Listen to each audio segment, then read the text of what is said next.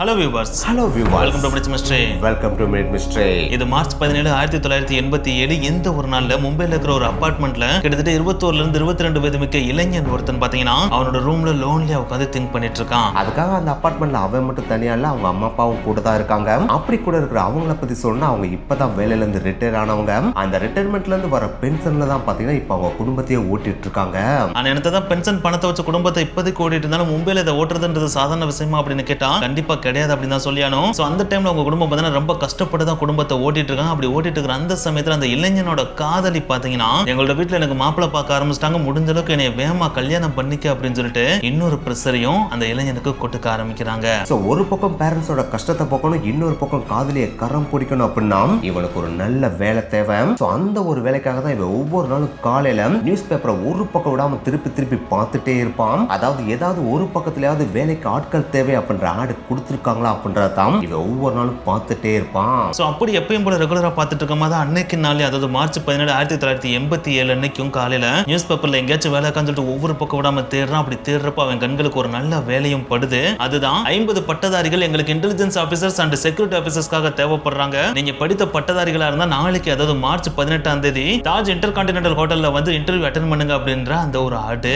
So அந்த ஆடை பார்த்த உடனே எப்படா அடுத்த நாள் ஆகும் சொல்லிட்டு வெயிட் பண்றான். அடுத்த நாள் காலை ஆகுது. சோ அந்த ஒரு இன்டர்வியூக்காக அவன் ப்ரிப்பேர் ஆகவும் செய்யறான். அப்படி இவன் ப்ரிப்பேர் ஆகிற அந்த ஒரு ஜாப் சாதாரணமான ஜாப் கிடையாதுங்க. அது ஒரு கவர்மெண்ட் ஜாப். அதுவும் சிபிஐன்னு சொல்லுவாங்க பாத்தீங்களா, அந்த ஜாப்க்கு தான் இவன் 6 வாரமா ப்ரிப்பேர் ஆயிட்டு இருக்கான். ஆனா இப்படி 6 வாரமா பயங்கரமான ஜாபுக்கு நம்ம போக போறோம் அப்படின்ற ஆர்வத்துல ப்ரிப்பேர் ஆயிட்டு இருக்கிற இவனுக்கு அந்த டைம்ல தெரியாது இவன் ஜாயின் பண்ண போற இந்த ஒரு ஜாபே பாத்தீங்கன்னா பின் நாட்கள்ல இந்திய வரலாற்றுல அழிக்கவே முடியாத ஒரு மாபெரும் ஹெய்ஸ்டா மாறப்போகுது அப்படின்றது.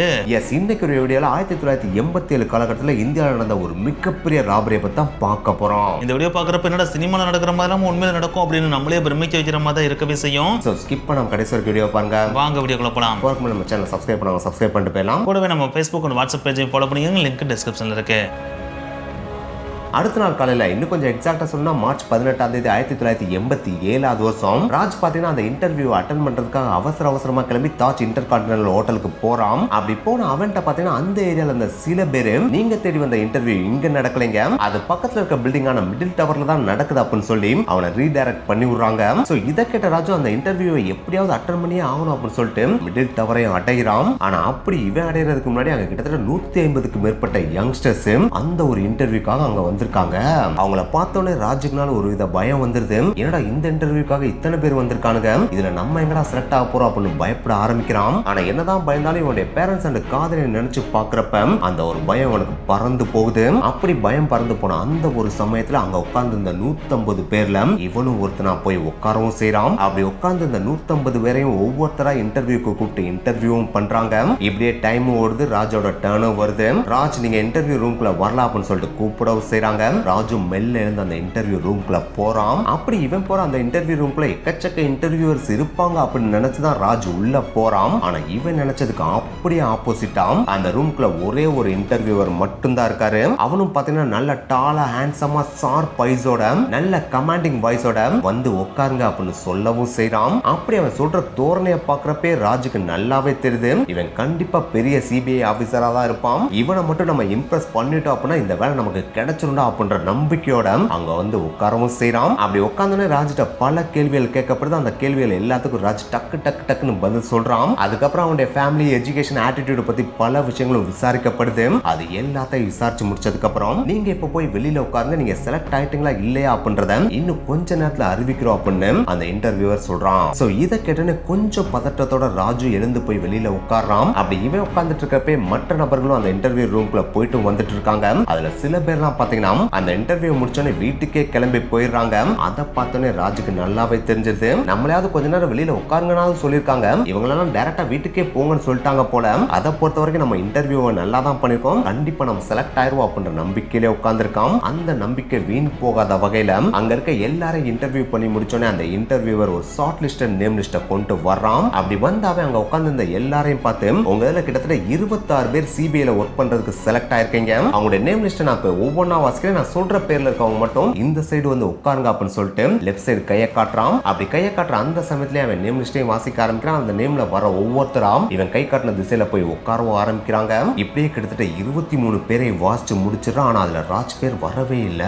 சோ ராஜுக்குனாலும் திக்கு திக்குன்னு அடிக்க ஆரம்பிச்சிருது. இன்னும் 3 பேர் தான் இருக்கு. நம்ம இந்த வேலையில செலக்ட் ஆனமா இல்லையா அப்படின்ற கன்ஃபியூஷன்ல பயங்கர பதற்றத்தோட இருக்கான். அந்த சமயத்துல 24வது பேரையும் அவன் வாசிக்கிறான். அந்த பேரும் ராஜ் பேரா இல்ல. அவ்வளவுதான் முடிஞ்சு போல, நமக்கு இந்த வேலையும் கிடைக்காது போல அப்படின்னு ராஜ் நினைச்சிட்டு இருக்கிறப்ப 25வது பேராம் ராஜ் பேரை வாசிக்கவும் செய்யறான். சோ அவனுடைய பேரை காதுல கேட்டோன்னே ராஜுக்குனாலும் பயங்கரமான சந்தோஷம். ஆத்தாடி, இப்ப இருந்து நம்ம இந்தியாவோட சிபிஐ ஆபீசர் ராம், இனிமேல் நம்மளை எவனும் வேலை வெட்டி இல்லாதவன்னு சொல்ல மாட்டாண்டான்னு மனசுக்குள்ளே துள்ளி குதிச்சிட்டு இருக்கான். அப்படி இவன் மனசுக்குள்ளே துள்ளி குதிச்சிட்டு இருக்கிறப்ப அந்த இன்டர்வியூரும் 26 பேரை வாசிச்சு முடிக்கவும் செய்யறாரு. ஒன்ஸ் வாசிச்சு முடிச்சோன்னே அங்க இருந்து அவங்கள பார்த்து, இந்த 26 பேர்ல உங்க பேர் இல்ல அப்படின்னா நீங்க இப்ப இங்க இருந்து கிளம்பி போலாம் அப்படின்னு சொல்றாப்ல. அப்படி சொன்னோடனே அந்த நேம் லிஸ்ட்ல வராதவங்க எல்லாரும் அங்க இருந்து கிளம்பி போறாங்க. அவங்க கிளம்பி போன உடனே அந்த இன்டர்வியூவர் அந்த 26 பேரையும் பார்த்து, congratulation, welcome to the CBI அப்படின்னு சொல்றாப்ல. நீங்க இன்னில இருந்து நம்ம கண்ட்ரியோட பிரஸ்டீஜியஸான ஒரு இன்வெஸ்டிகேஷன் ஏஜென்சில வேலை பார்க்க போறீங்க. நீங்க அந்த வேலைக்கு ரொம்ப நேர்மையாகவும் இருக்கணும், இந்திய சட்ட திட்டங்களுக்கு அடிபணியவும் செய்யணும். இதுக்கெல்லாம் மேல நீங்க சிபிஐ ஆபீசர்ன்ற விஷயம் உங்க குடும்பத்துக்கே தெரியக்கூடாது அப்படின்னு சொல்லவும் செய்றாப்ல. அப்படி சொல்றதோட மட்டும் இல்லாம இந்த வேலையில செலக்ட் ஆன ஹாப்பினஸ் இன்னைக்கே நீங்க நல்லா கொண்டாடிக்கங்க. ஏன்னா நாளைக்கு நமக்கு ஒரு முக்கியமான வேலை இருக்கு. சோ நாளைக்கு டே ஃபுல்லா பயங்கர பிஸியா தான் இருக்கும். நாளைக்கு காலையில 11 மணிக்கு கரெக்டா தாஜ் இன்டர் கான்டினென்டல் ஹோட்டலுக்கு முன்னாடி வந்து நின்றுங்க. நம்ம ஒரு முக்கியமான வேலைக்கு போக வேண்டிய இருக்கு அப்படின்னு சொல்லிட்டு அங்க இருந்து அவங்கள கலஞ்சு போக சொல்றாப்ல. சோ இந்த ஒரு விஷயத்தை கேட்டோன்னு அங்க இருந்து 26 பேரும் பயங்கர ஹாப்பினஸோட அந்த ரூம்ல இருந்து கிளம்பி போறாங்க. அப்படி போறவங்க அடுத்த நாள் காலையில எக்ஸாக்டா 11 மணிக்கு தாஜ் இன்டர் கான்டினென்டல் ஹோட்டலுக்கு முன்னாடி வந்து நிக்கவும் செய்றாங்க. ஆனா இவங்க வந்து நிக்கிறதுக்கு முன்னாடி இன்னொரு விஷயத்தை நம்ம கண்டிப்பா தெரிஞ்சுக்கணும். ஏன்னா இந்த ஒரு விஷயத்தை தெரிஞ்சுக்கிட்டாதான் அடுத்தடுத்து நடக்க போற சம்பவங்கள் நமக்கு ஈஸியா புரியவும் செய்யும். அதுதான் 1968வது வருஷம் இந்தியாவில் இயற்றப்பட்ட கோல்டு கண்ட்ரோல் ஆக்ட்.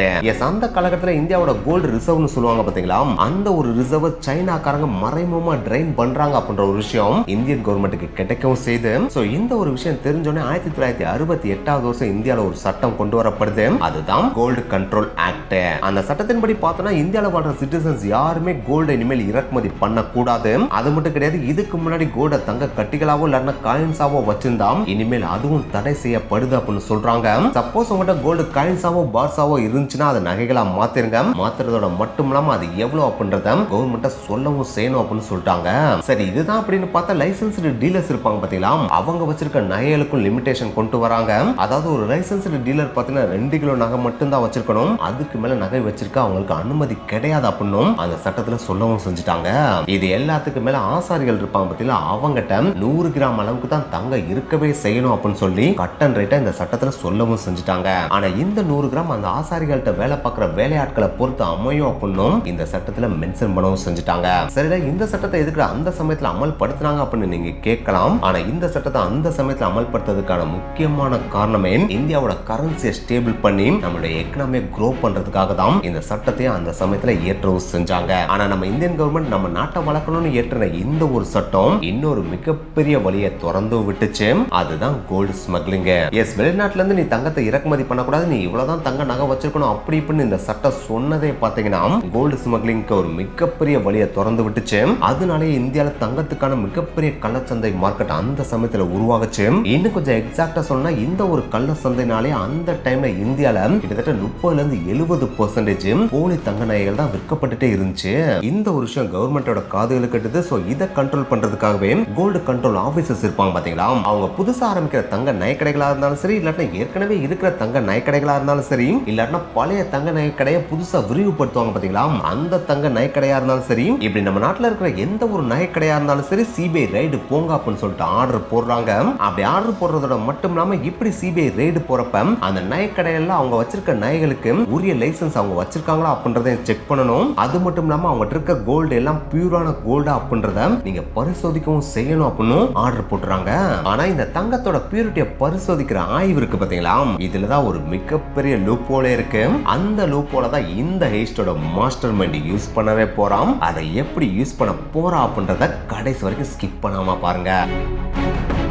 அடுத்த நாள் காலையில இன்னும் கொஞ்சம் எக்ஸாக்டா சொல்லணும் அப்படின்னா மார்ச் 18 1987 வருஷம் பாத்தீங்கன்னா முந்தின நாள் இன்டர்வியூல செலக்ட் ஆன அந்த 26 பேர் இருக்காங்க பாத்தீங்கன்னா அந்த 26 பேரும் நம்ம சிபிஐல போய் வேலை பார்க்க போறோம்னா எப்படி கிளம்பி போகணும் அப்படின்னு சொல்லிட்டு செம்ம நீட்டா ட்ரெஸ் போட்டு அந்த இன்டர்வியூவர் சொன்ன மாதிரி தாஜ் இன்டர் கான்டினென்டல் ஹோட்டலுக்கு முன்னாடி வந்து நிக்கிறாங்க. அப்படி இவங்க வந்து நிக்கிறதுக்கு முன்னாடி அவங்களை ஏத்துறதுக்கு ரெடியா ஒரு செம்மையான லக்ஸரி பஸ் இவங்களுக்காக வெயிட் பண்ணிட்டு இருக்கு. அந்த பஸ்ஸுக்குள்ள பாத்தீங்கன்னா இவங்களை இன்டர்வியூ பண்ண இன்டர்வியூவரான மோகன் இருக்காப்ல பாத்தீங்கன்னா அவரை மோகன் சிங் அப்படின்னு சொல்லுவாங்க, இல்லாட்டினா மான் சிங் அப்படின்னு சொல்லுவாங்க. ஆனா நம்ம இந்த வீடியோ ஃபுல்லா பாத்தீங்கன்னா அவரை மோகன் சிங் அப்படின்னு தான் சொல்ல போறோம். அந்த மோகன் சிங் பாத்தீங்கன்னா இவங்களுக்காக வெயிட் பண்ணிட்டு இருக்காப்ல. அவர் இவங்க 26 பேர் வரத பார்த்தோன்னே வாங்க வாங்க உங்களுக்காக தான் வெயிட் பண்ணிட்டு இருக்கேன். இன்னைக்கு உங்களுக்கு முதல் நாளே செம்மையான வேட்டை காத்துட்டு இருக்கு. உங்களுக்காக செம்மையான ஒரு அசைன்மெண்ட் இப்போதைக்கு வெயிட் பண்ணிட்டு இருக்கு. அது என்ன அசைன்மெண்ட்ன்றதை நான் பின்னாடி சொல்றேன். அதுக்கு முன்னாடி உங்க எல்லாருக்குமே ஐடி கார்டு ரெடியா இருக்கு அப்படின்னு சொல்லிட்டு அந்த 26 பேருக்கு அவங்க உங்களுக்கான ஐடென்டி கார்டு ஒவ்வொருத்தருக்கும் தனித்தனியா கொடுக்குறாப்ல. அதை பார்த்தோன்னே அந்த 26 பேருக்கு வேற லெவல்ல பூரிப்பு வருது. ஏன்னா இவங்க ஜாயின் பண்ணிருக்கிறது சாதாரண வேலை கிடையாது. இந்தியாலே ஒன் ஆஃப் த பெஸ்ட் வேலையான சிபிஐ வேலை இல்லையா?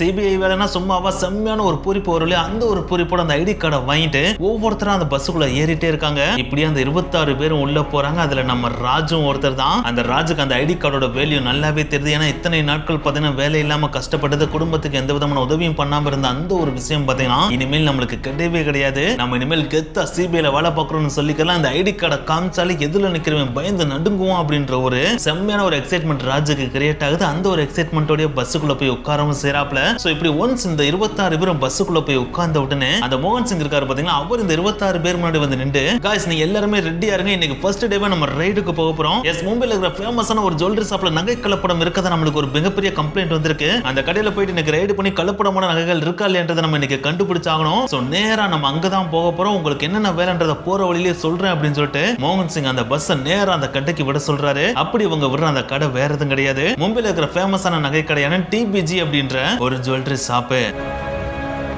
இந்த டிபிஜியை பத்தி சிம்பிளா சொல்லணும் அப்படின்னா இவங்க ஒரு வருஷம் 2 வருஷம் கிடையாது, கிட்டத்தட்ட கடந்த 120 வருடங்களா பாரம்பரியமா நகைக்கடை பிசினஸ் பண்ணிட்டு இருக்கிற ஒரு கடை. இவங்களுக்கு ஒரு பிரான்ச் 2 பிரான்ச் கிடையாது, சிட்டி ஃபுல்லாவே எக்கச்சக்கமான இடத்துல எக்கச்சக்கமான பிரான்ச் வச்சிருக்காங்க. அதுல ஒன் ஆஃப் த பிரான்ச்சான ஓப்ரா ஹவுஸ் அப்படின்ற பிரான்ச்சுக்கு தான் பாத்தீங்கன்னா இப்ப இந்த பஸ் நேரா ரைடுக்கு போயிட்டு இருக்கு. அப்படி போற பஸ் சரியா மதியானம் 2:15 மணியை போல பாத்தீங்கன்னா கரெக்டா அந்த கடைக்கு முன்னாடி போய் நிக்குது. அப்படி ஒன்ஸ் அந்த பஸ் அங்க போய் நின்ற உடனே எல்லாருமே கீழே இறங்கினாங்களா கேட்டா அதான் கிடையாது. இறங்குறதுக்கு முன்னாடி மோகன் சிங் மறுபடியும் அவங்களுக்கு முன்னாடி அப்பியர் ஆகி ஒரு முக்கியமான விஷயத்தை சொல்றாப்ல. இன்னைக்கு உங்களோட வேலையோட முதல் நாள். இந்த முதல் நாள் நீங்க எந்த விதமான தப்பும் பண்ணக்கூடாது. அதுவும் நீங்க வந்திருக்கிறது சாதாரண வேலை கிடையாது, சிபிஐ ஆபீசர்ஸ் வேலை. இந்த வேலையில நீங்க கண்டினியூவா இருக்கணும் அப்படின்னா புரோட்டோகால்ஸ் ஸ்ட்ரிக்ட்டா ஃபாலோ பண்ணியானோம். சப்போஸ் இன்னைக்கு முதல் நாள்லயே நீங்க புரோட்டோகாலை மீறினீங்க அப்படின்னா, அதாவது உங்க வேலையை நீங்க கரெக்டா பார்க்காம எமோஷன் பார்த்துட்டு உங்க வேலையை பார்க்காம விட்டீங்க அப்படின்னா முதல் நாள்லயே உங்க வேலை பறிபோறதுக்கான வாய்ப்புகள் அதிகமா இருக்கும். சோ அந்த தப்பை மட்டும் செய்யாம நான் சொல்ற புரோட்டோகாலை ஸ்ட்ரிக்ட்டா அப்படியே ஃபாலோ பண்ணுங்க அப்படின்னு சொல்லிட்டு வாங்க ரைடுக்கு போலாம் அப்படின்னு சொல்லிட்டு எல்லாரையும் டக்கு டக்கு டக்கு டக்குன்னு கீழே இறங்க சொல்றாரு. அப்படி இறங்க சொன்னேன்னு அந்த 26 பேரும் டக்கு டக்கு டக்கு டக்குன்னு கீழே இறங்குறாங்க. இப்படி இந்த 26 பேர் தும்மு கடைக்கு முன்னாடி இறங்குறத பார்த்தோன்னே இந்த நகைக்கடைக்கு முன்னாடி இந்த செக்யூரிட்டிஸ் 2 பேருக்கும் பாத்தீங்கன்னா ஒரு விதமான பயம் வந்துருது. என்னடா இப்படி பஸ்ல இருந்து முதுன்னு கீழே இறங்குறாங்க, இவங்க எல்லாம் பார்த்தா நேரம் இங்க வர்ற மாதிரி தான் இருக்கு, ஒருவேளை கொள்ளைக்குள்ள அடிக்க வராங்களோ அப்படின்ற ஒரு பயத்துல டக்குன்னு அவங்க வச்சிருக்க கன் எடுத்து அவங்களுக்கு முன்னாடி நீட்டுறாங்க. அப்படி நீட்டின உடனே முன்னாடி சமூகத்தை நடந்து வந்திருந்த நம்ம மோகன் சிங் பாத்தீங்கன்னா ஒரு ஐடி கார்டு எடுத்து டக்குன்னு அவங்களுக்கு முன்னாடி காமிச்சு we are from CBI office, we are CBI officers, உங்க கடையில நகை கலப்படம் இருக்குதா, எங்களுக்கு கம்ப்ளைண்ட் வந்திருக்கு, நாங்க உடனே உள்ள ரைட் பண்ண போறோம், உங்களோட கன்ஸ் எல்லாத்தையும் எங்கிட்ட கொடுங்க அப்படின்னு சொல்லிட்டு கண்ணை நீட்டின 2 பேர்ட்டையும் கண்ணை வாங்கிட்டு மோகன் சிங் கெத்தா முன்னாடி நடந்து உள்ள போறாரு. அவரை ஃபாலோ பண்ணி அந்த 26 பேரும் பாத்தீங்கன்னா ஸ்ட்ரிக்டான ஆபீசர்ஸ் மாதிரி டக்கு டக்கு டக்கு டக்குன்னு செம்மையா மார்ச் பாஸ் பண்ண மாதிரி வாக் பண்ணிட்டு உள்ள போறாங்க. அப்படி உள்ளவங்க எல்லாரும் என்டர் ஆகுது. அங்க இருந்து எம்ப்ளாயிஸ் எல்லாருமே ஷாக்கிங்கோட பார்த்துட்டு இருக்காங்க. அப்படி பாக்குறது அந்த எம்ப்ளாயிஸ் மட்டும் கிடையாது, அந்த நகைக்கடையோட ஓனருமே செம்ம ஷாக்கோட தான் பார்த்துட்டு இருக்காரு. இப்படி இவங்க எல்லாருமே ஷாக்கிங்கா பார்த்துட்டு இருக்கிற அந்த ஒரு சமயத்துல மறுபடியும் மோகன் சிங் அவங்களுக்கு முன்னாடி we are CBI ஆபீசர்ஸ், உங்க கடையை நாங்க அபிஷியலா ரைட் பண்ண வந்திருக்கோம், இந்த கணத்துல இருந்து இந்த கடை எங்களோட கண்ட்ரோலுக்கு வந்துரும், இதுக்கு மேல இந்த கடையில இருந்து ஒரு சின்ன அசைவு ஏற்பட்டாலும் அது எங்கிட்ட கேட்டுட்டு தான் நடக்கணும், இந்த கடையில இருந்து இனிமேல் யாரும் வெளியே போறதுக்கு அனுமதி கிடையாது, வெளியில இருந்து யாரும் உள்ள வரதுக்கு அனுமதி கிடையாது, க்ளோஸ் த டோர் அப்படின்னு சொல்றாரு. உடனே அந்த 26 பேர்ல இந்த 2 பேர் டக்குன்னு போயிட்டு டோரை க்ளோஸ் பண்றாங்க. அப்படி க்ளோஸ் பண்ணோடனே உங்க எம்ப்ளாயிஸ் எல்லாரும் ஒரு இடத்துல வந்து ஒண்ணா உட்காருங்க அப்படின்னு சொல்லிட்டு உட்கார வைக்கிறாங்க. அப்படி உட்கார வச்சிட்டு இருக்கப்ப அந்த கடையோட ஓனர் குடுகுடுன்னு முன்னாடி வந்து பதற்றத்தோட மோகன் சிங்கை பார்த்து, சார் எங்க கடையில எந்த விதமான தப்பு நடக்கலையே சார், நாங்க லீகல் எல்லாத்தையும் கரெக்டா தான் மெயின்டைன் பண்ணிட்டு இருக்கோம், நீங்க சொல்ற மாதிரி எந்த விதமான இல்லீகல் ஆக்டிவிட்டிஸ் நடக்கல அப்படின்னு சொல்லிட்டு சொல்றாரு. அதை கேட்டோடனே மோகன் சிங், அப்ப நாங்க தப்பா ரைட் பண்றோம்னு சொல்லிட்டு நீங்க எங்களுக்கு வந்து பாடம் எடுக்க வரீங்களா, என்கிட்ட அபிஷியலான சர்ச் வாரண்டே இருக்கு அப்படின்னு சொல்லிட்டு ஒரு டாக்குமெண்ட் எடுத்து காமிக்கிறாப்ல. அதுல அபிஷியலான சர்ச் வாரண்ட்டுக்கான எல்லா டீடைலும் பக்காவா மென்ஷன் பண்ணி பண்ணிருக்கு. சோ அதை பார்த்தோன்னே ஓனர் கப் சுப்னு வாய் அடைச்சிடுறாரு. அந்த கணத்துல மோகன் சிங் மறுபடியும் அவரோட குரலை கொஞ்சம் மேலே ஏற்றி, இதுக்கு மேல என்கிட்ட வந்து கேள்வி கேட்கிற வேலைலாம் வைக்காதீங்க, நாங்க ஆபீஸ்ல ரைட் பண்ண வந்திருக்கோம், எங்ககிட்ட எதுக்கு முதுக்கு ஏதாச்சும் கேள்வி கேட்டீங்க அப்படின்னா அப்புறம் என்ன நடக்குன்னே தெரியாது. உங்க கடையில கலப்பு நகைகள் இருக்குன்ற கம்ப்ளைண்ட் வந்திருக்கு. உங்க கடையில இருக்கிற நகைகள் எல்லாத்தையுமே சாம்பிள் எடுத்துட்டு போய் நாங்க டெஸ்ட் பண்ணணும். எங்களுக்கு நீங்க ஒத்துழைப்பு கொடுத்தீங்க அப்படின்னா இந்த ரைடு வேகமா முடிஞ்சிடும். சப்போஸ் ஒத்துழைக்கல அப்படின்னா இது ரொம்ப நேரம் நீடிக்கும், அது உங்களுக்கு தான் பிரச்சனையா மாறும் அப்படின்னு சொல்லிட்டு சாம்பிள் நகைகள் எடுத்துட்டு வர சொல்றாரு. அப்படி சொன்ன உடனே அன்னைக்கு வேலைக்கு சேர்ந்த அந்த 26 சிபிஐ ஆபீசர்ஸ் இருக்காங்க பாத்தீங்கன்னா, அந்த 26 பேரும் டக்கு டக்கு டக்கு டக்கு நம்மளுக்கு கொடுத்த முதல் புரோட்டோகால் இதுதான்டா, உடனே இந்த வேலையை செஞ்சு முடிக்கணும் அப்படின்னு சொல்லிட்டு அந்த கடையில முக்கு மூலம் சொல்லிட்டு எல்லா பக்கமும் போயிட்டு கிடைக்கிற எல்லா நகையோட சாம்பிளையும் தூக்கிட்டு வந்து பெட்டி பெட்டியா மோகன் சிங்க்கு முன்னாடி வைக்கிறாங்க. அப்படி வைக்கப்பட்ட அந்த பெட்டிகள் எல்லாத்தையுமே மோகன் சிங் பார்த்துட்டு இருக்காரு. இந்த ஒரு சமயத்துல நம்ம முன்னாடி ஒரு விஷயத்தை மிஸ் பண்ணிட்டு அதை சொல்லி ஆனோம். எஸ், கடைக்குள்ள என்ட்ரான உடனே சிபிஐ ஆபீசர்ஸ் ஃபர்ஸ்ட் என்ன பண்ணுவாங்க, உள்ள என்ட்ரான உடனே அந்த கடையவே கம்ப்ளீட்டா டேக் ஓவர் பண்ணிடுவாங்க இல்லையா. அப்படி டேக் ஓவர் பண்றதுல எல்லா விஷயங்களுமே அடங்கும். அதாவது அந்த கடையில இந்த டெலிபோன் லைனை முதல் கட் பண்ணிடுவாங்க. ஏன்னா அங்க இருந்து கால் வெளியவும் போகக்கூடாது, வெளியில இருந்து கால் உள்ளேயும் வரக்கூடாது. அதே நேரத்தில் அந்த கடையில ஏதாச்சும் செக்யூரிட்டி கேமராஸ் இருந்துச்சு அப்படின்னா அந்த செக்யூரிட்டி கேமராஸையும் கட் பண்ணிடுவாங்க.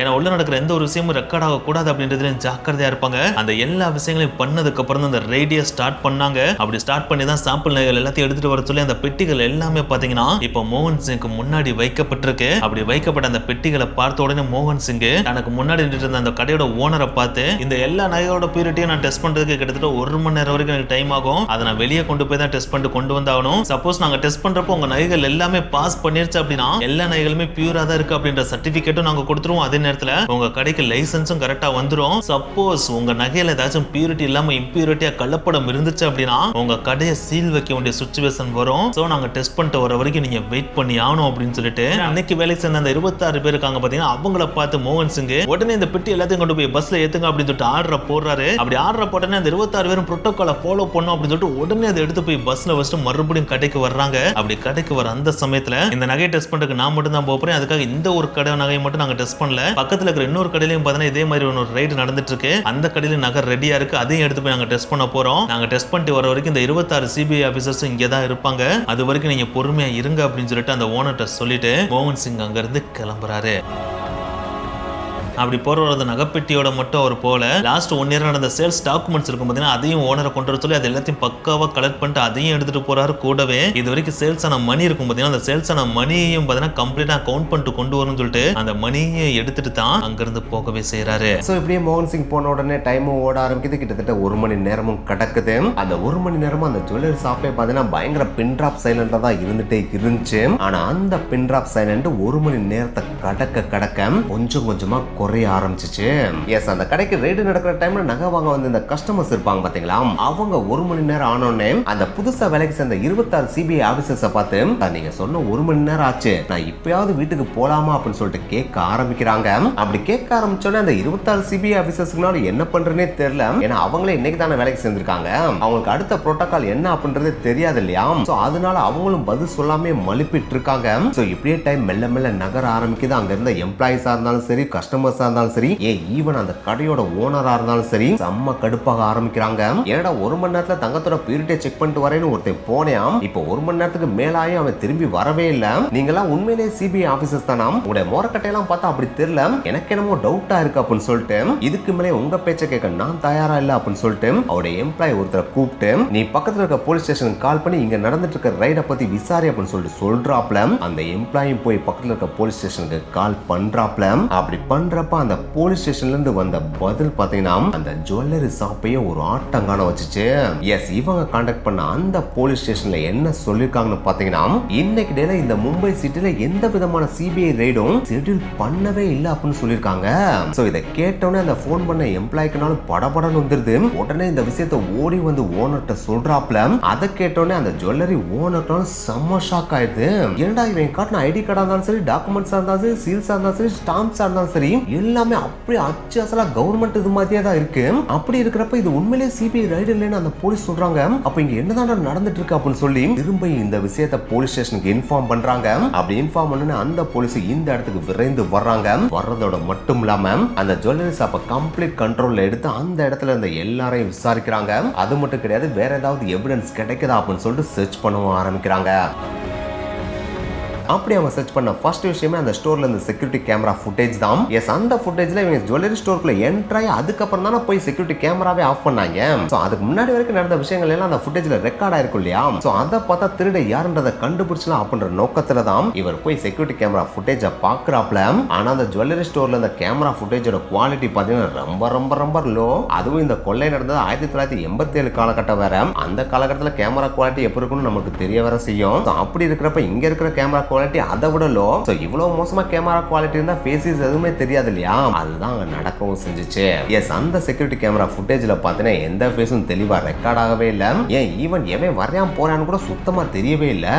இந்த ஒரு விஷயத்தினாலே மும்பை போலீஸ் எடுத்த ஃபர்ஸ்ட் இன்வெஸ்டிகேஷன் முயற்சி தோல்வியில தான் முடிஞ்சு. சரி, இதுதான் தோல்வியில முடிஞ்சிருச்சு. வேற ஏதாவது பிசிக்கல் எவிடன்ஸ் இந்த ஸ்டோர்ல எங்கேயாவது கிடைக்குமா அப்படின்னு சொல்லிட்டு தள்ளட போட்டு தேடுறாங்க. ஆனா என்ன தேடினாலும் அந்த மோகன் சிங்கோட தடயங்கள் எதுவுமே அந்த ஜுவல்லரி ஸ்டோர்ல சிக்கவே இல்ல. ஏடா பிசிக்கல் எவிடன்ஸும் கிடைக்கல, கேமரா ஃபுட்டேஜ்ல ஃபேஸ் பதிவாகவே இல்ல. இப்ப என்னதான்டா பண்றது அப்படின்னு யோசிச்சுட்டு இருக்கப்பதான் அந்த புதுசா வேலைக்கு சேர்ந்த 26 பேர் இருக்காங்க பாத்தீங்களா, அவங்க போலீஸோட கண்களுக்கு படுறாங்க. அப்படி பட்டோன்னே அந்த 26 பேரையும் கூப்பிட்டு தனித்தனியா விசாரிக்கிறாங்க. அப்படி விசாரிச்சதோட பலனாம் அந்த மோகன் சிங் இப்படித்தான் இருப்பா அப்படின்ற ஒரு ஸ்கெட்சும் மும்பை போலீஸ்க்கு கிடைக்கவும் செய்த.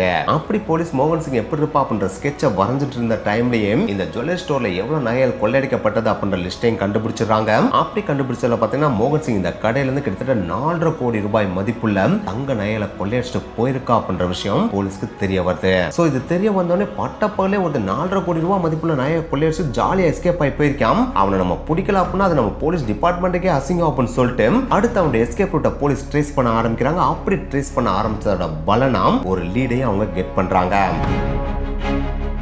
அதுதான் அந்த 26 பேரும் சொன்ன Taj intercontinental hotel. Yes, அந்த ஹோட்டலுக்கு முன்னாடி தான் சார் வச்சு எங்க 26 பேரை அவன் ஒரு பஸ்ல ஏத்தினான். மேபி அவன் அந்த ஹோட்டல்ல தங்கி இருக்கலாம் அப்படின்னு அவங்க ஒரு துப்பு கொடுத்திருக்காங்க. சோ அந்த துப்பை கேட்டோடனே போலீஸும் தாஜ் ஹோட்டலுக்கு விரைந்து போறாங்க. விரைந்து போறதோட மட்டும் இல்லாம அங்க இருக்க ரிசப்ஷனுக்கு போய் அவங்க ஸ்கெச் பண்ண பிக்சரை காமிச்சு இதே மாதிரியான நபர் இந்த ஹோட்டல்ல தங்கி இருந்தாரா அப்படின்னு சொல்லி கேட்கறாங்க. அப்படி கேட்டோடனே அந்த ரிசப்ஷன்ல இருந்த நபர்னாலும் சார் இவன் இப்பதான் சார் இங்க இருந்து ரூம் காலி பண்ணிட்டு போனான், அவன் தங்கி இருந்த ரூம் நம்பர் 415 சார் அப்படின்னு சொல்லவும் செய்றாங்க. இதை கேட்டோடனே போலீஸ்னால அந்த 415 நம்பர் ரூமுக்கு விரைந்து போய் அங்க ஏதாவது எவிடன்ஸ் கிடைக்குமா அப்படின்னு சர்ச் பண்ணி பாக்குறாங்க. ஆனா என்னதான் சர்ச் பண்ணாலும் போலீஸால ஒரு சின்ன எவிடன்ஸ் கூட அந்த ரூம்ல இருந்து கண்டுபிடிக்கவே முடியல.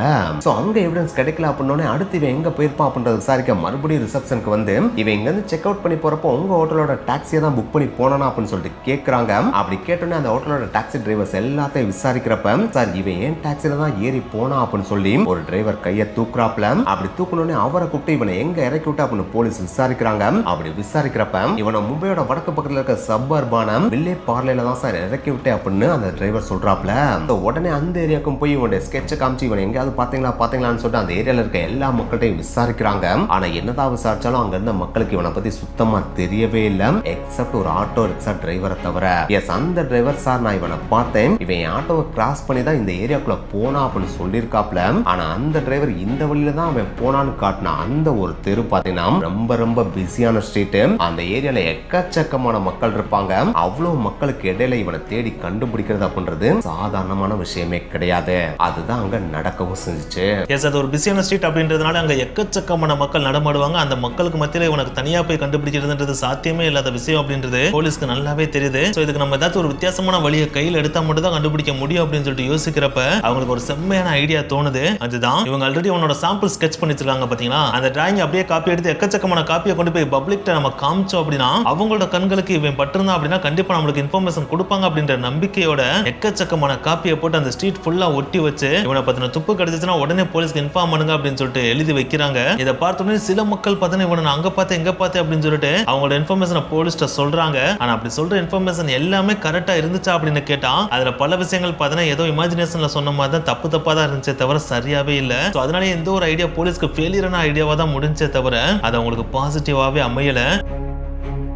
அடுத்து என்னடா பண்ணலாம் அப்படின்னு சொல்லிட்டு போலீஸ் யோசிக்கிறப்ப தான் தாஜ் ஹோட்டல்ல தான் இவன் தங்கியிருந்தான். அப்படி தங்குறப்ப கண்டிப்பா அவங்க அட்ரஸ் ஏதாச்சும் வாங்கி வச்சிருப்பாங்க. அப்ப அந்த அட்ரஸ் நம்ம கெட் பண்ணோம் அப்படின்னா இவன் எங்க இருப்பான்றத ஓரளவுக்கு நம்மளால யூகிக்க முடியும் அப்படின்னு சொல்லிட்டு உடனே தாஜ் ஹோட்டலுக்கு கிளம்பி அவன் கொடுத்த அட்ரஸ் நோட் பண்றாங்க. அப்படி நோட் பண்ணி பாக்குறப்ப அவன் லோக்கல் மும்பைல இருக்கிற அட்ரஸ் எல்லாம் கொடுக்கல, கேரளால இருக்கிற திருவனந்தபுரம் இருக்கு பாத்தீங்களா, அந்த திருவனந்தபுரத்தோட அட்ரஸ் கொடுத்து வச்சிருந்திருக்கான். இதை ஃபர்ஸ்ட் டைம் பாக்குறப்ப கண்டிப்பா அவன் ஃபேக் தான் பண்ணிருக்கணும், இவன் அங்க இருக்கிறதுக்கு வாய்ப்பு இல்ல அப்படின்னு சொல்லிட்டு தான் போலீஸ் நினைச்சிருந்திருக்காங்க. இருந்தாலும் பரவாயில்ல, சப்போஸ் இவன் தப்பி தவறுதலா உண்மையா உண்மையான அட்ரஸ் கொடுத்திருந்தானா நம்ம அங்க போய் சர்ச் பண்ணாம விட்டோம் அப்படின்னா அதுவே இந்த கேஸ்ல ஒரு மிகப்பெரிய பிரச்சனையா மாறிடும் அப்படின்றதுக்காக அவன் கொடுத்த அட்ரஸ்ல போய் பாப்போம் அப்படின்னு சொல்லிட்டு திருவனந்தபுரத்துக்கே கிளம்பி போயிறாங்க. அப்படி கிளம்பி போய் அந்த அட்ரஸ் இருக்கிற ஏரியா சைடு கம்ப்ளீட்டா வலைவீசி தேடி பாக்குறப்ப இவங்க சாம்பிள் ஸ்கெட்ச் வரைஞ்சு வச்சிருந்தாங்க. பாத்தீங்கன்னா அதே இருக்கிற ஒரு நபரை கண்டுபிடிக்கவும் செய்யறாங்க.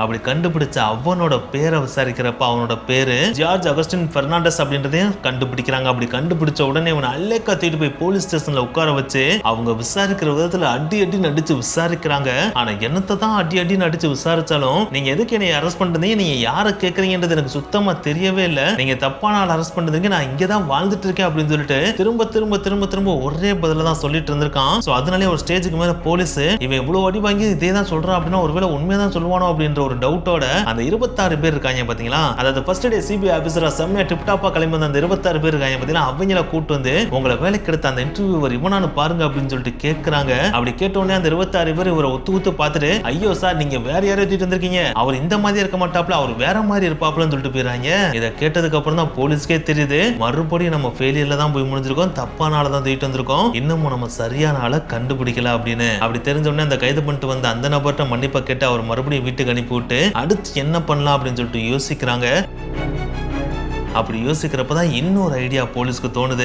அந்த காலகட்டத்தில் அதாவது 1980s காலகட்டத்தில் பாத்தீங்கன்னா கோல்டு ஸ்மக்லிங் அப்படின்றது பயங்கரமா நடந்துட்டு இருந்துச்சு. அந்த கோல்டு ஸ்மக்லிங் நடக்கிற முக்கியமான இடமா எது இருந்துச்சு அப்படின்னு பாத்தீங்கன்னா துபாய் இருக்கு பாத்தீங்களா, அந்த துபாயில தான் அளவுக்கு அதிகமான கோல்டு ஸ்மக்லிங் நடந்துட்டு இருந்துச்சு. சோ மேபி நம்ம அங்க கிளம்பி போய் அங்க இன்வெஸ்டிகேட் பண்ணோம் அப்படின்னா இப்ப ரீசெண்டா நகைகளை கொண்டு வந்து எவனாச்சும் அளவுக்கு அதிகமா வித்திருக்காங்களா அப்படின்றத நம்மளால கண்டுபிடிக்க முடியும். அப்படி மட்டும் ட்ரேஸ் பண்ணி கண்டுபிடிச்சோம் அப்படின்னா மேபி இங்க கொள்ளையடிச்சிட்டு போன நகையை அங்க விக்கிறவனை நம்ம கண்டுபிடிச்சு தூக்கிடலாம் அப்படின்ற நம்பிக்கையோட துபாய்க்கும் கிளம்பி போறாங்க. ஆனா என்னதான் ஒரு ஆர்வத்தோட இங்க இருந்து கிளம்பி துபாய்க்கு அவங்க போனாலும் துபாயில போயிட்டு ஏதாச்சும் ஒரு சின்ன துப்பை கண்டுபிடிக்க முடிஞ்சா அப்படின்னு கேட்டா அது சுத்தமா இல்லவே இல்லை அப்படின்னு தான் சொல்லியானோ. சோ துபாய்க்கு போன அந்த ஒரு மிஷனும் கடைசியில ஃபெயிலியர்ல தான் வந்து முடியவே செஞ்சுச்சு. சோ இந்த ஒரு சமயத்துல போலீஸ்க்கு அடுத்து என்ன பண்றது ஏது பண்றதுன்னு சுத்தமா விளங்கவே இல்லை. என்னடா ஒருத்தன் அசால்ட்டா வந்து பட்ட பகல கடைக்குள்ள புகுந்து இவ்வளவு கோடி மதிப்புள்ள நகைகளை தூக்கிட்டு போயிருக்கான், அப்படி தூக்கிட்டு போனோம்னா நம்மளால எங்க தேடியும் கண்டுபிடிக்க முடியல அப்படின்னா அவன் எங்க தாண்டா போயிருப்பான் அப்படின்னு சொல்லிட்டு எந்த ஒரு ஐடியாவுமே இல்லாம போலீஸ் மறுபடியும் டெட் எண்ட்ல நின்று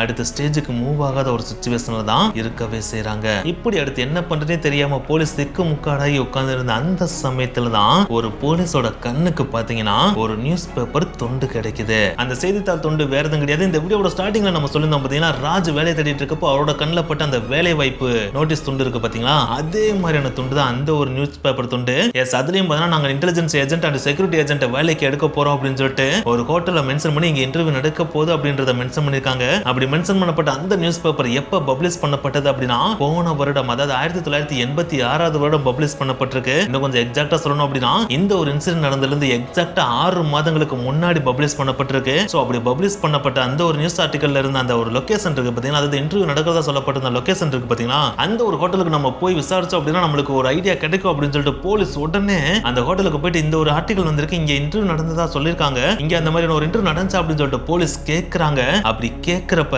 அந்த ஹோட்டல்ல ரிசப்ஷன்ல இருந்தவனாலும் சார் நீங்க சொல்றது கரெக்ட் தான் சார், அன்னைக்கு இன்டர்வியூ நடக்கிறதா தான் இருந்துச்சு, அப்படி நடக்கிறது அந்த இன்டர்வியூக்கு எக்கச்சக்கமான பேர் இன்டர்வியூக்கும் வந்தாங்க, ஆனா இன்டர்வியூக்கு எல்லாரும் வந்தாலும் அந்த இன்டர்வியூ நடத்துற நபர் இருக்காரு பாத்தீங்கன்னா அவர் அன்னைக்கு வரல, அதற்கு பதிலா உண்மையான சிபிஐ ஆபீசர்ஸ் வந்தாங்க. அப்படி வந்து அவங்களோட செம்ம சாக்கிங்கா என்னையா இது இங்க சிபிஐ ஆபீசர்ஸ்க்கு இன்டர்வியூ நடக்கிறதா சொல்லியிருந்தாங்க, நாங்க தான் உண்மையான சிபிஐ ஆபீசர்ஸ், அப்படி இருக்கிறப்ப எவன் சிபிஐக்கே இன்டர்வியூ எடுக்கிறான்றத பாக்குறதுக்காக நாங்க இங்க வந்தோம், பார்த்தா அவன் இங்க வரலையா, அப்ப அவன் அப்ஸ்காண்ட் ஆயிட்டானா அப்படின்னு சொல்லிட்டு அங்க இன்டர்வியூக்கு வந்த எல்லா யங்ஸ்டரையும் பார்த்து அட்வைஸ் பண்ணி அந்த சிபிஐ ஆபீசர்ஸ் அங்க இருந்து அவங்கள அனுப்பி வச்சாங்க அப்படின்னு சொல்லிட்டு அந்த ரிசப்ஷனிஸ்ட் சொல்றாப்ல. இதை கேட்கறப்ப இன்சிடென்ட் நல்லா இருக்க மாதிரி தெரிஞ்சாலும் இதுவும் போலீஸ்க்கு ஒரு ஃபெயிலியரா தான் போய் முடியுது. ஏன்னா அந்த ஒரு மோகன் சிங் அப்படின்ற அந்த மர்மமான நபர் அன்னைக்கு டேக்கு இங்க வரவே இல்லை அப்படின்னா அவனை பத்தின டீடைல் இவங்களுக்கு கிடைக்கிறதுக்கு வாய்ப்பே இல்லை இல்லையா. சோ அதனால அங்கிருந்து ஏமாற்றத்தோட தான் போலீஸ் திரும்பி போறாங்க. ஆனா என்னத்தை தான் ஏமாற்றத்தோட திரும்பி போனாலும் அந்த ஒரு இன்சிடென்ட்ல இருந்து போலீஸ் ஒரு விஷயத்தை கிளியர் கட்டா புரிஞ்சுக்கிறாங்க. இந்த கொள்ளையில ஈடுபட்ட அந்த மோகன் சிங் அப்படின்றவன் சாதாரணமான ஒரு ஆள் கிடையாது,